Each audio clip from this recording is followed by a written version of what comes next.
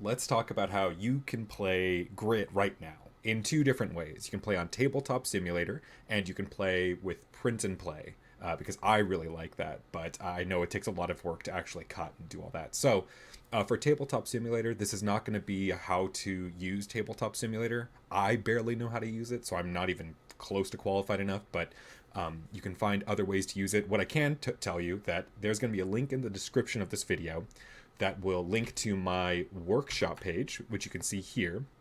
And here is where you can subscribe to Grit, so that way you can see it within your Tabletop Simulator app. So we'll go over what that looks like now, and then we'll also go over the print and play option that you have in the second half of this video.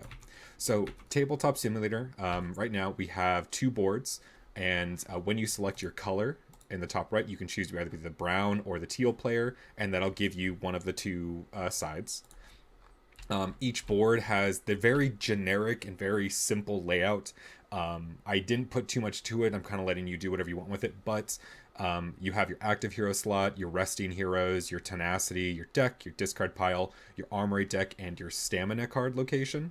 And you can also, we're going to pull some cards to the side here, but these all have snap points. I'll have to just turn off this grid, but basically it means that you can place cards in different spots wherever you want to, and it'll snap to it, so you don't have to try and manually manage, because I was doing that for a while and that was not the correct way to do that. So yes, so I'll put that back here. So you're able to do that, which is great. We can see then over on this left side, we have the quick start guide. So this is kind of assuming you already know how to play Grit, but this is kind of your refresher. So this will go over all the very basics of the game, which you can find on the channel as well, either in the quick start form, a quick guide form, or you can find it in the long form video, which explains way more in depth every part of the game. So that's what you get here. So you can take a look at this. Yep. Next, we have three different cards.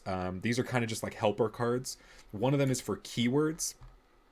These are the current keywords that are in the game, I believe. I hope I didn't miss any. Consume, steal, and hide, and explains how they work.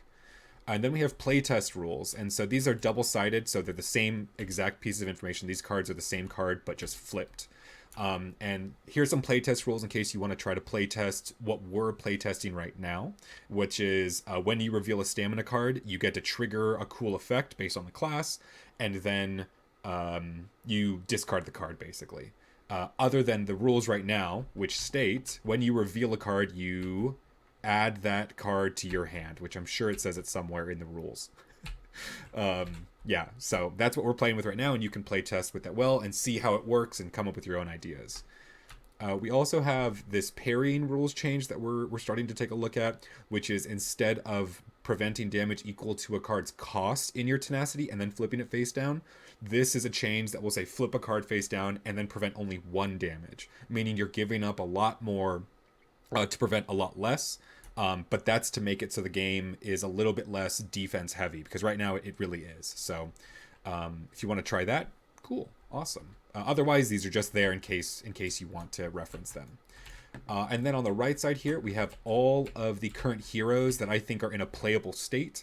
So that means the guild here on the left side, and there's the good guys on the right side. So it's sectioned off by their hero card on the top, their armory card in the middle, and then finally on the bottom is their 10 card kit. So it's 2 copies of each card in their kit. And if you don't know how a certain hero plays, you can check the playlist in this channel for the Grit Hero Spotlights, and that'll tell you how these characters play. So in case you want to figure that out, you can go there. But to make a deck super simple, you're just going to take 3 different piles here of anything. So we'll take Melody, we'll take Hilda, and we'll take Rush, and we'll take all of their 10 card kits, and we'll flip them and shuffle them up. Why are there 21 cards there? oh, here we go. Because I didn't take these 9 other ones. Okay. So we can here take up the kit, we can shuffle it, and then we can make our armory deck by combining all of their weapons together. And then we now have our 3 heroes. So boom, we've now made a deck for Grit, and we can start playing. We can take up one of the sides here, shuffle up, and get going. So that's how you play. It's really all managed by players, so this will give you a really good feel of how the game will play. The one thing I will say that's not super fun in Tabletop Simulator is the guild mechanic of placing cards on the bottom of your deck. It's a little awkward. It just takes like more actions than it really should. So you have to like place the card down. So if this was your deck, right, you'd have to take a card, flip it face down, take your deck, put it over that card, then move your deck back into place. So it's a minor inconvenience, but yeah. So that's Tabletop Simulator. If you want to play, go ahead and subscribe to the workshop and let me know what you think. The other way that you can play is through print and play. And so I've got a Google Drive link right here that will take you to this page. So in the description, you can find this link. This has the card backs in case you care about that. Remember, these are all playtest arts, all playtest whatever. It's really just to have something there. So they're all pretty simple and they're just AI generated. So it's not like, it's not really anything. But I do like the colors. So you have the card backs in case you want those. Otherwise, I would just say sleeve the cards like we do. Do I have one next to me? I do. So what you have access to in this is you have access to every individual card. So if we go into the individual folder, we can see that we have hero cards, which have each individual hero card that you can print and if you want to. Each individual armory card and each individual main deck card, which is not necessarily... what's the word? It is not sorted in a very great way, but it's not something I'm really worried about right now. There's not that many cards, so it's not that hard to look through.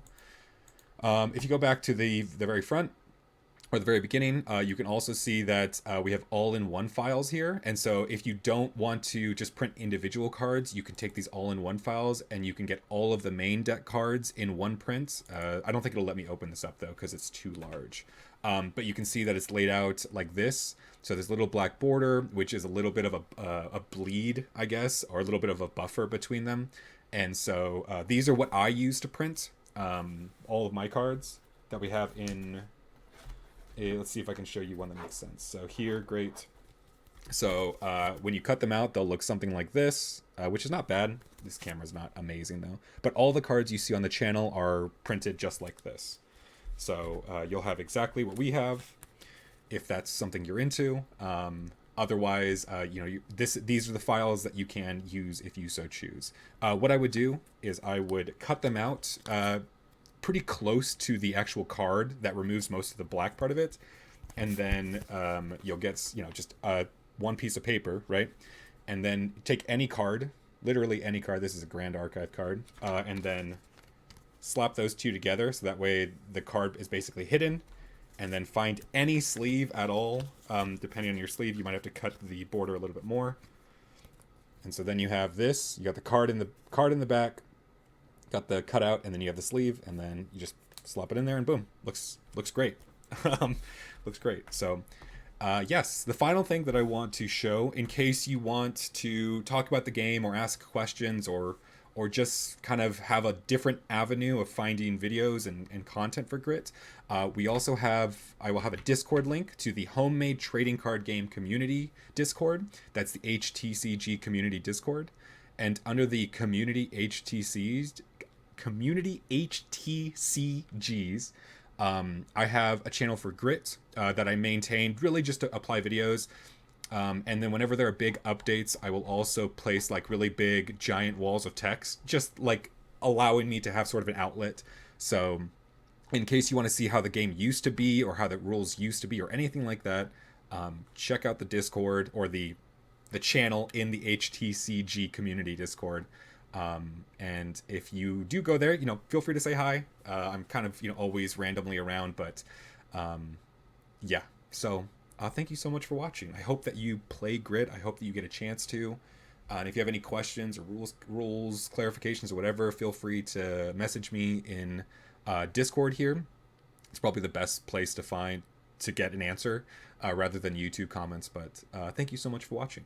I hope you have a great day, night, morning, weekend, whatever it is. And I hope to hear what you have to say about Grit. So, yeah. See ya.